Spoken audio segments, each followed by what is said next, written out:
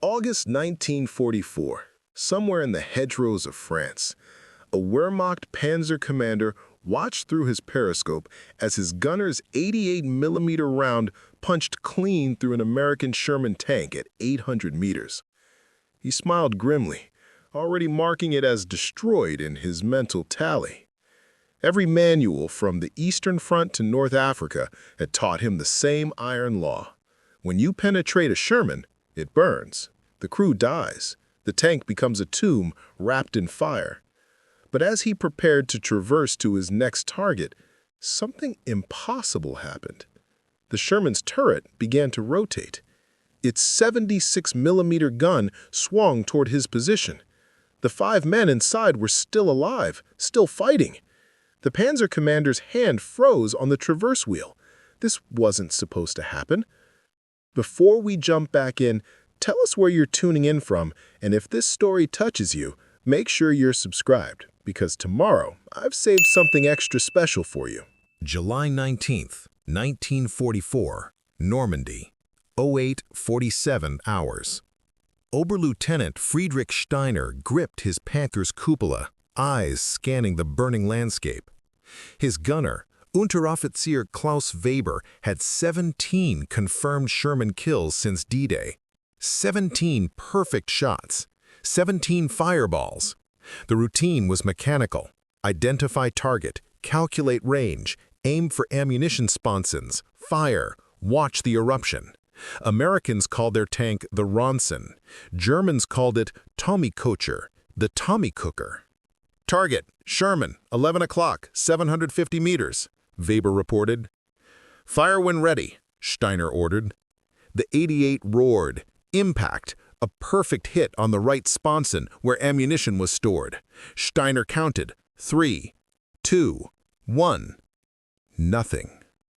No fireball, no explosion, just thin gray smoke, not the thick black column of burning propellant. Then, impossibly, the turret began to traverse. "It's turning toward us," the driver said, voice tight. Ice filled Steiner's stomach. The Sherman's 76mm gun swung in their direction. The crew inside was alive, after a direct hit on ammunition storage. "Fire again! Fire now!" The second round struck the upper hull, another perfect hit. The Sherman shuddered but didn't burn. It reversed quickly into cover and disappeared. The Panther's crew sat in stunned silence. "What just happened?" the driver asked. In 3 years of combat, Steiner had never seen a Sherman survive a penetrating hit without burning. Never. It violated everything they'd been taught, everything they'd experienced. "Load high explosive," Steiner ordered, steadying his voice. "We're changing targets." But the question burned in his mind. What had changed? To understand what Steiner had witnessed, you had to go back 18 months to a desert battlefield 2,000 miles away where the Sherman earned its deadly reputation. February 14, 1943, Kasserine Pass, Tunisia. The sky above Jebel Lasouda was the color of old brass, thick with dust and smoke. Lieutenant James Harrison commanded a platoon of 5 M4 Shermans from the 1st Armored Division, positioned in the valley floor. They had been told to hold the pass. They had been told American armor was superior. They had been told a lot of things that were turning out catastrophically wrong. The German attack came at dawn. Panzer IVs and Tigers from the 10th Panzer Division emerged from the morning haze like prehistoric beasts. The 88mm guns opened fire at ranges that made the Sherman's 75mm guns useless. Harrison watched through his periscope as the first round hit Lieutenant Thompson's tank, 200 yards to his left. The effect was instantaneous and horrifying. The shell penetrated the right sponson, exactly where 75mm ammunition was stored in open racks. Hot metal fragments sprayed across the shells. For perhaps half a second, nothing happened. Then the first propellant charge ignited. Then the second. Then the third. The chain reaction was explosive and total. Orange flame erupted from every hatch and vision port. The turret hatches blew open from internal pressure. Black smoke boiled skyward. Harrison could hear the screaming over the radio. Thompson and his crew were still alive in those first seconds, trapped inside a steel furnace that had been their protection moments before. The screaming lasted perhaps 10 seconds, then silence. "Back up! Everyone back up now!" Harrison shouted, but it was already too late for most of his platoon. A second Sherman took a hit. Same result. Instant fireball. The loader tried to bail out through the turret hatch but fell back inside, consumed by flames. A third Sherman attempted to reverse but took a round through the rear deck. The engine compartment didn't burn. It was diesel, relatively safe. But the shell's fragments had torn through the firewall into the fighting compartment. The ammunition racks ignited. Another fireball. Another crew dead in seconds. Harrison's own tank was hit moments later. The impact threw him against the turret wall. His ears rang from the concussion. Smoke began filling the crew compartment, acrid and choking. The loader, Corporal Davies, was already screaming, "Fire! Fire in the hall!" But Harrison had been lucky. The German round had penetrated the front glacis at an angle, missing the ammunition racks by inches. The smoke was from hydraulic fluid, not propellant. They had perhaps 30 seconds before a follow-up shot found them. "Bail out! Everyone out now!" They abandoned the tank and ran for a nearby wadi, German machine gun fire kicking up dust around their boots. Behind them, their Sherman sat smoking but not burning. It was one of the only tanks in the valley that didn't become a funeral pyre. Of the 300 American tanks that rolled into Kasserine Pass, 183 never came back. Most burned completely, their crews incinerated before they could escape. German after-action reports were clinical. The American M4 tank is particularly vulnerable to ammunition fires. Penetration of the sponson area results in catastrophic destruction in approximately 80% of cases. The British had already documented the same deadly pattern in North Africa. Their operational research team studied every knocked-out Sherman they could find. The statistics were damning. 65% of penetrated Shermans burned completely. Some studies put the number even higher, up to 80% in certain battles. The cause wasn't hard to identify. The M4 Sherman carried between 75 and 90 rounds of ammunition, depending on the variant. Most shells were stored in open racks around the crew compartment, in the sponsons on either side of the hull, under the turret basket, and in the floor. When an enemy shell penetrated the armor, hot metal fragments sprayed through the interior like shrapnel. If those fragments hit stored ammunition, the propellant charges would ignite. One shell would set off the next, and the next, and the next. The result was a chain reaction that could consume the entire tank in under 15 seconds. The gasoline fuel was often blamed, but American Ordnance Department investigations proved otherwise. Gasoline fires were actually rare. It was the ammunition that killed, turning the Sherman into what tankers grimly called a rolling ammunition dump. The Germans knew this. They studied it. They trained for it. At Panzer gunnery schools across occupied Europe, instructors used detailed diagrams of the Sherman's internal layout. The ammunition racks were marked in bright red. "Aim here," the instructor said. "One shot, one kill." Anti-tank crews were given range cards with optimal angles of attack. Tank commanders shared stories of Shermans erupting like matches struck against sandpaper. The nickname spread through the Wehrmacht, Tommy Coker. To British crews who had to live with the fear every day, it was the Ronson, lights every time. American tankers spoke the name with bitter resignation. They knew their odds. A penetrating hit meant a 60 to 80% chance of burning to death. Lieutenant Harrison survived Kasserine Pass.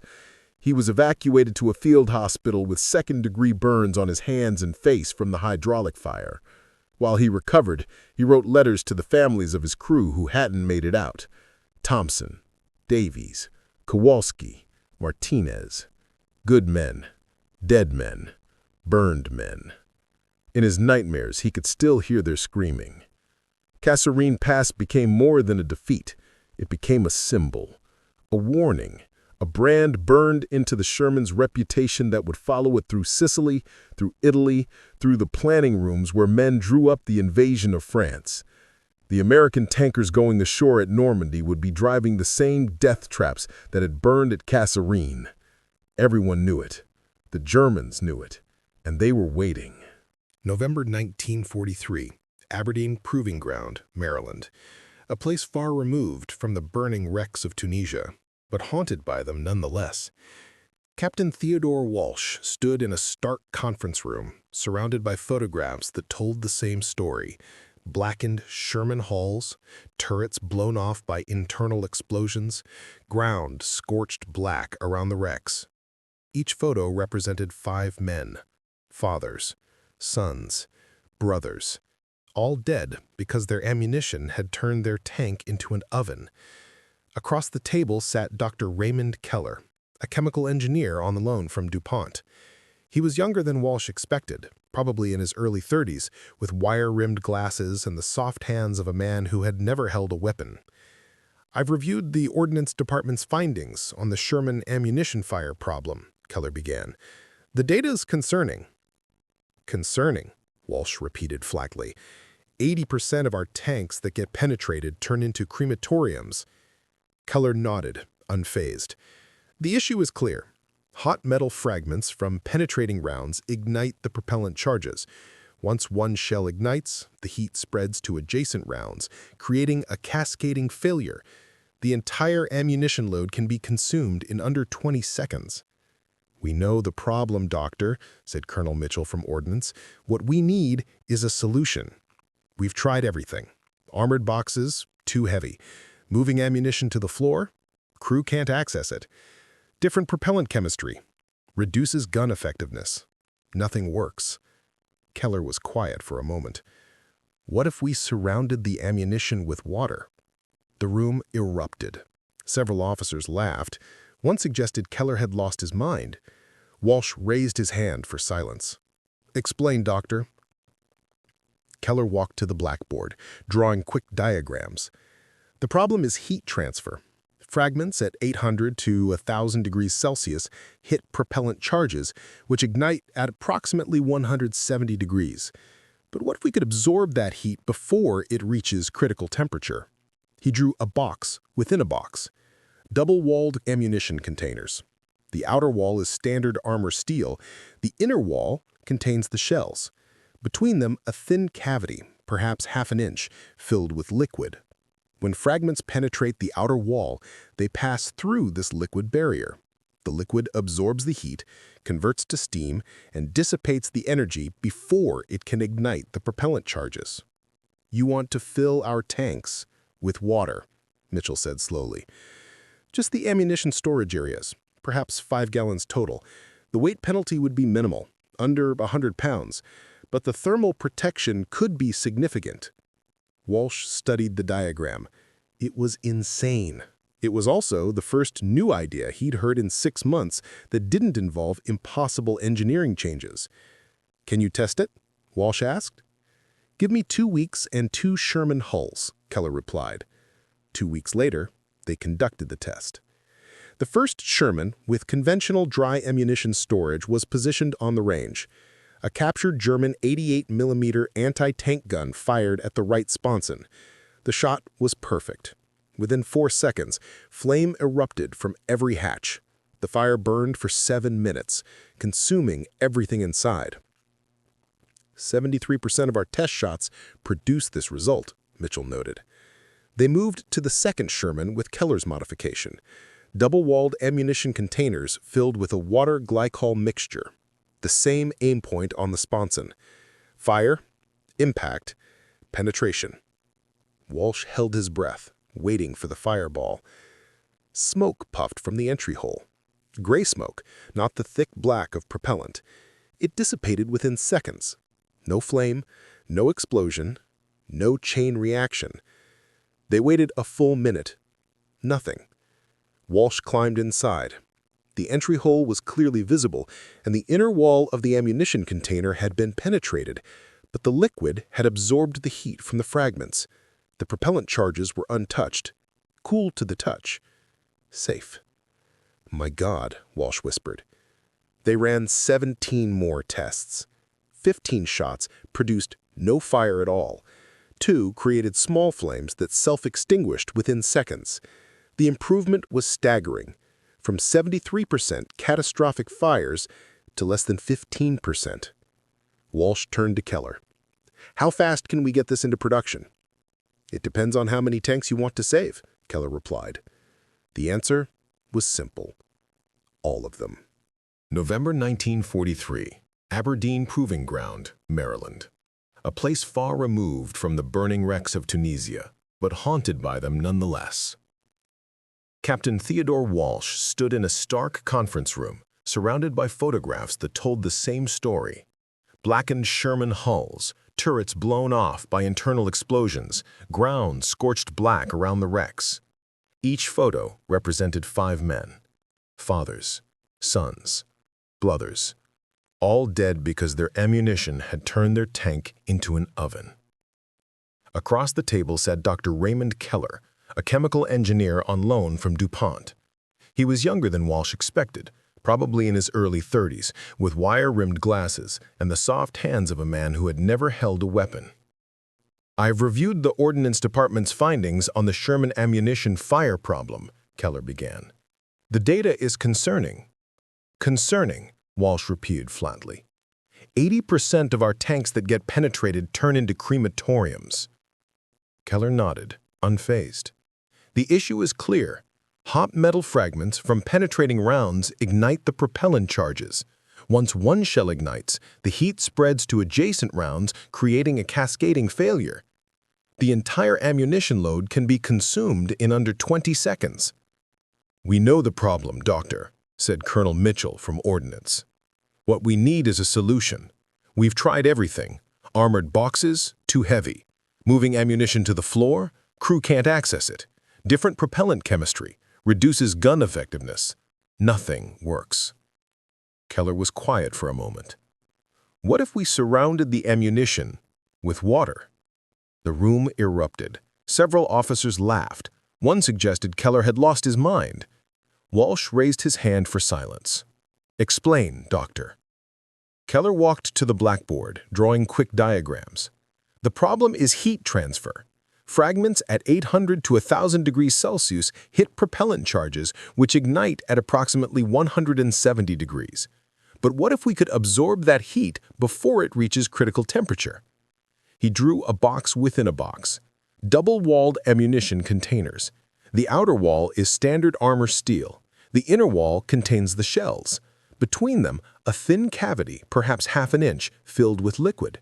When fragments penetrate the outer wall, they pass through this liquid barrier. The liquid absorbs the heat, converts to steam, and dissipates the energy before it can ignite the propellant. "You want to fill our tanks with water?" Mitchell said slowly. "Just the ammunition storage areas, perhaps 5 gallons total. The weight penalty would be minimal, under 100 pounds, but the thermal protection could be significant." Walsh studied the diagram. It was insane. It was also the first new idea he'd heard in 6 months that didn't involve impossible engineering changes. "Can you test it?" Walsh asked. "Give me 2 weeks and 2 Sherman hulls." 2 weeks later, they conducted the test. The first Sherman, with conventional dry ammunition storage, was positioned on the range. A captured German 88mm anti-tank gun fired at the right sponson. The shot was perfect. Within 4 seconds, flame erupted from every hatch. The fire burned for 7 minutes, consuming everything inside. 73% of our test shots produced this result, Mitchell noted. They moved to the second Sherman with Keller's modification. Double-walled ammunition containers filled with a water glycol mixture. The same aim point on the sponson. Fire, impact, penetration. Walsh held his breath, waiting for the fireball. Smoke puffed from the entry hole. Gray smoke, not the thick black of burning propellant. It dissipated within seconds. No flame, no explosion, no chain reaction. They waited a full minute. Nothing. Walsh climbed inside. The entry hole was clearly visible, and the inner wall of the ammunition container had been penetrated. But the liquid had absorbed the heat from the fragments. The propellant charges were untouched. Cool to the touch. Safe. "My God," Walsh whispered. They ran 17 more tests. 15 shots produced no fire at all. 2 created small flames that self-extinguished within seconds. The improvement was staggering. from 73% catastrophic fires to less than 15%. Walsh turned to Keller. "Can you get this into production?" "It depends on how many tanks you want to save," Keller replied. The answer was simple: all of them. July 25, 1944, 9:38 hours.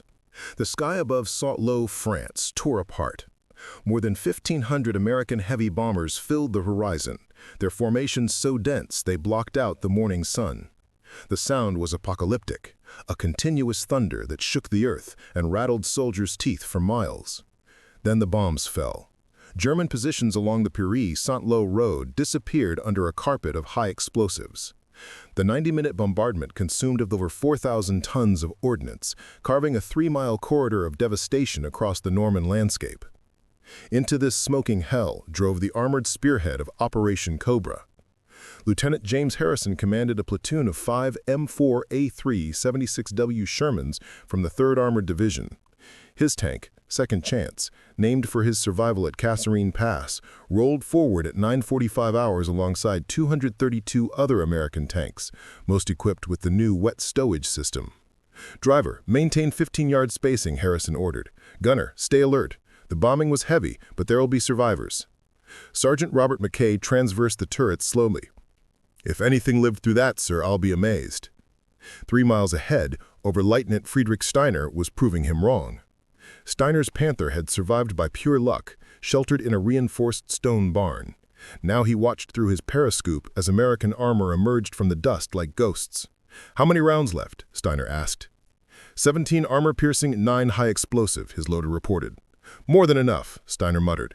The Panther's 75mm gun was superior to anything the Shermans carried. His frontal armor could deflect their shots beyond 500 meters, and he knew exactly how to kill them. The lead Sherman appeared at 850 meters. "Target, Sherman, 12 o'clock, Steiner called. "Aim for the right sponson. Fire when ready." The gun roared. Through his optics, Steiner watched the tracer strike the Sherman's hull exactly where the ammunition racks were stored. He began his mental countdown. 3, 2, 1. The Sherman stopped.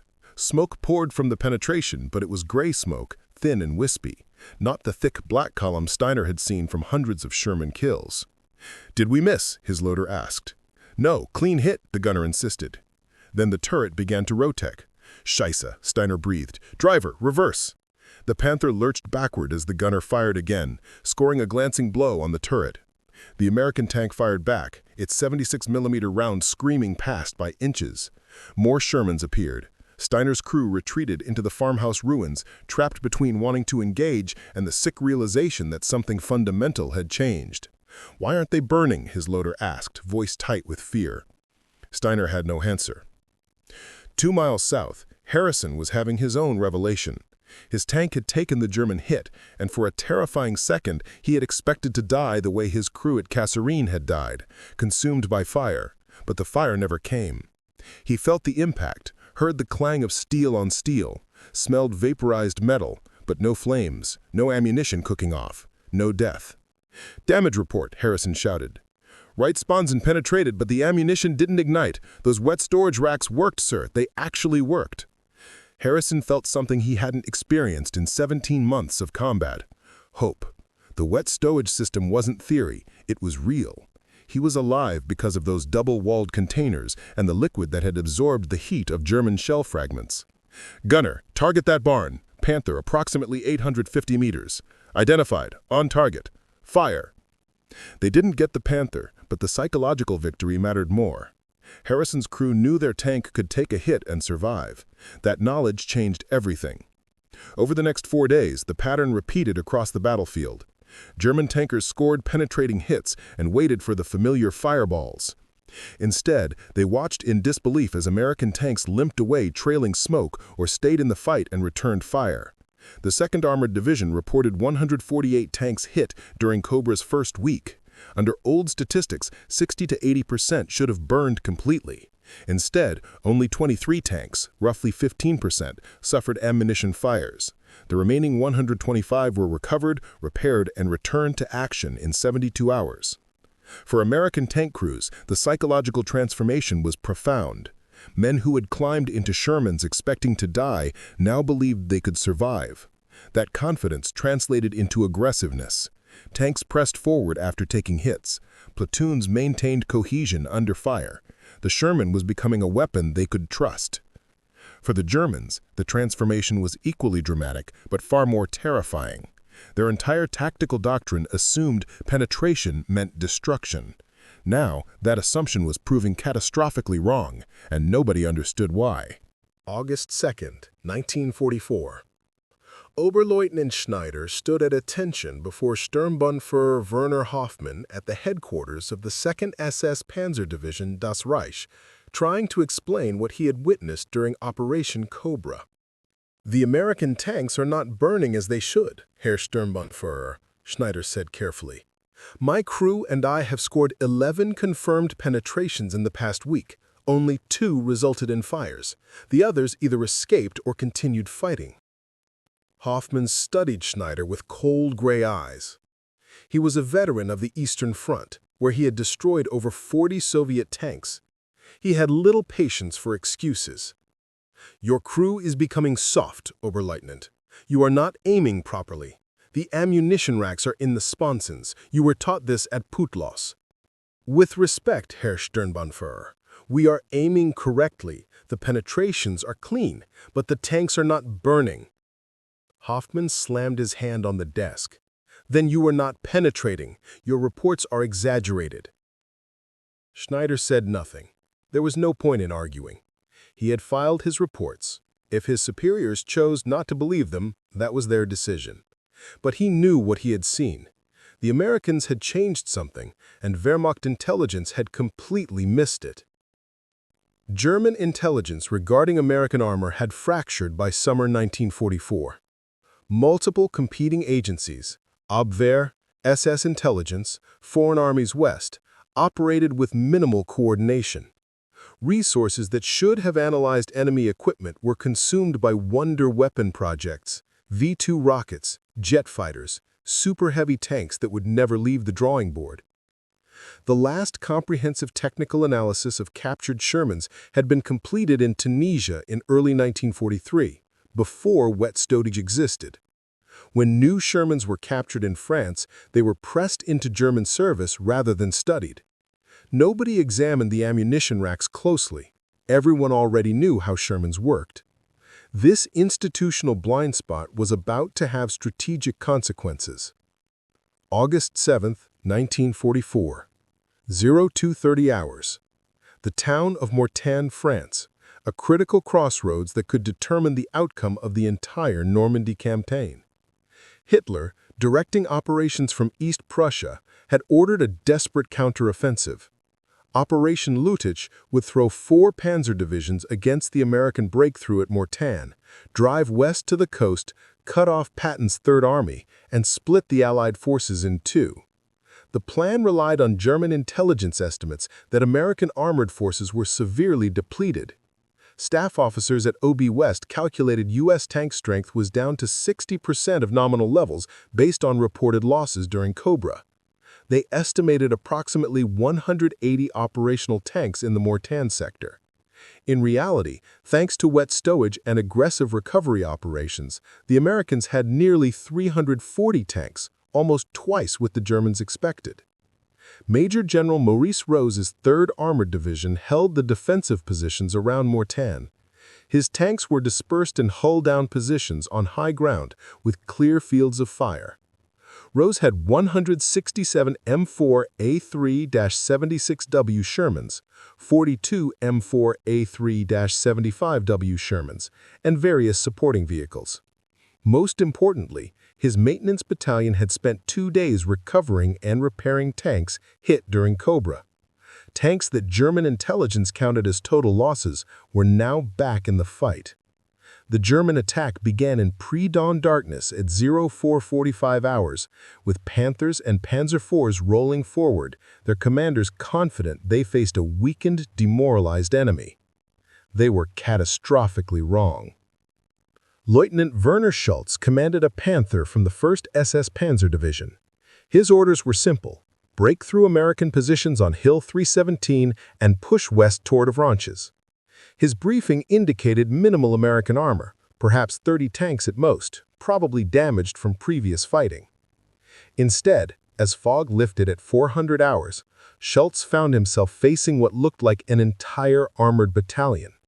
Shermans were positioned in every viable firing position on the high ground, guns already tracking to German advance. "How many are there?" his driver asked, voice tight. Schultz counted quickly. "At least 50, maybe more." Intelligence said, "Contact front. Sherman, 11 o'clock, 700 meters." The American tank fired first. The 76mm round struck Schultz's Panther on the front glacis, a solid hit that didn't penetrate but rattled every man inside. Schultz's gunner returned fire immediately, scoring a perfect hit on the Sherman's turret. Through his optics, Schultz watched for the fire. It didn't come. The Sherman reversed smoothly into better cover, still operational, its crew still fighting. Then 3 more Shermans opened fire simultaneously. One round penetrated the Panther's thinner side armor. Another hit the track, immobilizing the vehicle. The third hit the engine deck. And this time, fire did come. Diesel fuel burning with thick black smoke. Schultz ordered, "Bail out." From his position on Hill 317, Lieutenant Harrison watched the German attack disintegrate. His tank, Second Chance, had already engaged 3 targets. 2 were confirmed kills. The third had escaped initially, but he had seen the crew bail out later after other tanks finished it. "Sir, they keep hitting us, but we're not burning," McKay said, his voice carrying wonder. "3 penetrations in the company this morning. All 3 tanks are still fighting." Harrison nodded. He had seen it himself. Captain Morrison's tank had taken a round through the right sponson, exactly the kind of hit that had killed Lieutenant Thompson at Kasserine. But Morrison's crew kept fighting, the wet stowage system absorbing the heat and preventing ammunition fire. 10 minutes later, Morrison destroyed the German tank that hit him. The battle for Mortain lasted 6 days. The German counteroffensive collapsed in the face of American armor that refused to die. The Wehrmacht committed over 250 tanks to the operation. Nearly 180 were destroyed or abandoned. The Americans lost 97 tanks during the fighting, but 64 were recovered and repaired. Only 33 were total write-offs. The German high command was stunned. Their intelligence had predicted easy victory. Instead, they had driven into a meat grinder that shattered 4 panzer divisions and left the Wehrmacht's offensive capacity in France permanently crippled. And they still didn't understand why. September 19, 1944. The rolling farmland around Aricourt, Lorraine. The weather had turned cold and foggy, reducing visibility to less than 200 meters. Perfect conditions for an ambush. The German 113th Panzer Brigade had been tasked with stopping Patton's Third Army from advancing into the Saar region. Equipped with 88 Panthers and 27 Panzer IVs, they were among the most modern armor Germany could field. Their commander, Oberst Henrik von Lützow, had chosen his ground carefully. The fog would negate American air superiority. The terrain would funnel tanks into killing zones, and his intelligence staff assured him the Americans were operating with severely depleted tank strength. Once again, German intelligence was disastrously wrong. Patton's 4th Armored Division had 186 operational Shermans, most equipped with wet stowage. What looked like crippling losses on German tally sheets were actually repairable damage. Tanks were being recovered, patched, and returned to service faster than German intelligence could track. Lieutenant Colonel William Abrams commanded a task force of 52 Shermans positioned in the Aricourt sector. A hard-faced veteran who would later become Army Chief of Staff, Abrams had learned at Normandy that his new tanks could take punishment that would have destroyed earlier models. Now he used that knowledge aggressively. On September 19th, German Panthers caught Abrams' lead company in a fog-shrouded valley and opened fire at point-blank range. In the first 5 minutes, 14 American tanks were hit. Under old statistics, 8 to 11 should have erupted in flames. Instead, only 2 burned. The other 12 absorbed the hits, their wet stowage systems preventing ammunition fires, and returned fire or retreated to covered positions. Gefreite Otto Becker, loader in a Panther from the 113th Brigade, watched with growing horror. "We hit them," he said to his commander. "I saw the impacts. 4 hits, maybe 5. Why are they still moving?" His commander, Lieutenant Franz Dietrich, had no answer. They had been told the Americans would break easily, that their tanks would burn, that German armor superiority would win the day. Instead, the Shermans were adapting, using fog and terrain to close range where their 76mm guns could penetrate Panther armor. By the end of the first day, the 113th Brigade had claimed 47 Sherman kills. German crews celebrated, certain they had won a great victory. The next morning, the Americans attacked. Abrams' task force had been reinforced overnight. More critically, 31 of the destroyed Shermans from the previous day had been recovered by American maintenance battalions working through the night. By dawn, those 31 tanks were operational again and rolling back into combat. German crews watched in disbelief as Shermans they had killed yesterday reappeared on the battlefield. It seemed impossible. What they didn't understand was that these weren't new tanks from factories in America. These were the same tanks they had already destroyed, brought back to life by wet stowage survivability and American maintenance efficiency. Over the next 13 days, the pattern repeated. Germans would score hits, count kills, and report victory. Then Americans would recover damaged tanks, repair them overnight, and attack again the next morning. It was attrition warfare the Germans couldn't win because their mathematical assumptions were wrong. Lieutenant Harrison participated in the Ericourt fighting. On September 22nd, Second Chance took its 4th penetrating hit of the campaign, a Panther round that punched through the front glacis and penetrated the left sponson. "Fire!" McKay screamed, and for a moment Harrison felt the familiar terror from Kasserine. But the fire never came. Smoke filled the compartment, choking and acrid, but it was steamed from wet stowage fluid, not burning propellant. His driver reversed out of the engagement while McKay put a 76mm round through the Panther's side armor, destroying it. That night, while maintenance crews patched the hole in his tank, Harrison sat with his crew. "That hit should have killed us," he said quietly. "At Kasserine, it would have killed us. But somebody figured out how to keep us alive. Those water jackets around the ammunition, they saved our lives today." "4th time they've saved us," his driver added.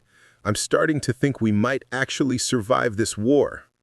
By October 2nd, when Ericourt finally ended, the arithmetic was devastating for Germany. The 113th Panzer Brigade had been destroyed as an effective fighting force. Of their original 115 tanks, 86 were total losses. The 4th Armored Division reported 151 tanks hit during the battle, but only 41 were written off. The remaining 110 were repaired and returned to service, many multiple times. General Patton, initially skeptical of the new 76mm Shermans, wrote in his diary, "The improved tanks are proving their worth. The boys are bringing them back from hits that would have cooked them last year. Whatever changes ordnance made to the ammunition storage, it's saving lives and winning battles." He still didn't fully understand the wet stowage system, but he understood the results. December 16, 1944, the Ardennes Forest, Belgium. Snow fell thick and silent through the pines as German artillery thundered to life along an 85-mile front. Hitler's final gamble, the Battle of the Bulge, had begun. SS Obersturmbannführer Joachim Peiper led the spearhead, Kampfgruppe Peiper, 72 tanks strong, including Panthers, Panzer IVs, and the dreaded King Tigers. His orders? Drive west to the Meuse River, seize its bridges, and split the Allied armies. German intelligence claimed the Americans were weak, a few dozen tanks exhausted and scattered. But instead of collapsing, the U.S. forces fought back with grit and steel. Around Stomont, the 743rd Tank Battalion, equipped with M4A3-76W Shermans using a new wet stowage system to prevent ammunition fires, dug in for defense. At dawn on December 19th, Piper's Panthers burst from the snow and met a wall of American fire. Staff Sergeant Robert McKenna's tank took a direct hit. The shell penetrated but did not ignite. Steam and smoke filled the compartment. No flames. "We're okay," McKenna said calmly. His gunner fired back, hitting a Panther's side armor. The German tank erupted. Across the front, similar scenes unfolded. German shells struck, but the new American tanks refused to die. Even Piper would later admit his disbelief. The tanks were penetrated, but they did not burn. I could not understand it. Among the defenders was the 761st Tank Battalion, the Black Panthers, an African-American unit that had already fought 183 days straight. Staff Sergeant Reuben Rivers, mortally wounded weeks earlier, had also survived multiple penetrations thanks to the same innovation. By late January 1945, the German offensive was broken. The snow-choked forests of Belgium had become a graveyard for Hitler's last army, undone not just by courage, but by ingenuity. January 1945, Alsace region, France. Operation Nordwind, Germany's last offensive operation in the West, drove into American positions and briefly captured several intact Sherman tanks from the 43rd Tank Battalion. German crews climbed inside the captured vehicles, examining them for intelligence value. They noted the double-walled ammunition racks. They saw the inspection ports for fluid levels. Some even noticed the W designation stamped on data plates. Nobody understood what they were looking at. The German technical intelligence apparatus was, by this point, completely dysfunctional. The organizations responsible for analyzing captured equipment were skeletal, their resources diverted to wonder weapons and defensive preparations for the inevitable invasion of Germany.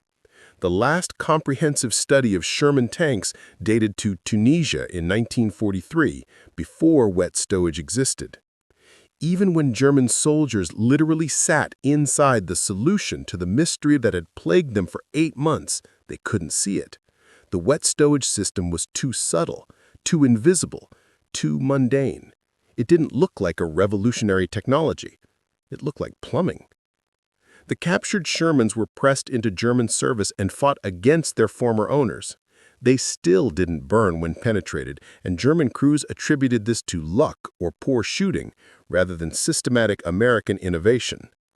The war ended in May 1945, with the German military never understanding why their tactical doctrine for destroying American tanks had stopped working in July 1944. After the war, the U.S. Army Operations Research Office released Report 017, The Effectiveness of Third Army Maintenance in the European Theater of Operations. Hidden in its appendices was data that told a remarkable story. Before the introduction of the wet stowage system, 60 to 80% of penetrated Sherman tanks erupted in catastrophic ammunition fires. Crew survival was below 20%, and only 15% of those tanks were ever recovered. After implementation, just 10 to 15% of penetrated tanks caught fire. Crew survival soared to 67%, and tank recovery jumped to 68%. The impact was enormous. A battalion of 50 Shermans might once lose 24 tanks to fire in battle. With wet stowage, only a handful burned. Across Europe, the system likely saved over 1,200 tanks and 6,000 crewmen who would otherwise have perished. Lieutenant James Harrison's tank, Second Chance, was hit 7 times between Normandy and the Elbe River.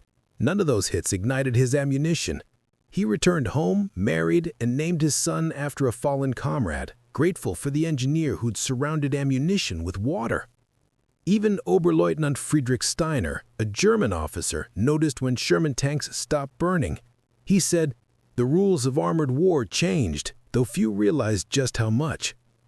The wet stowage system became standard in American tank design from 1944 forward.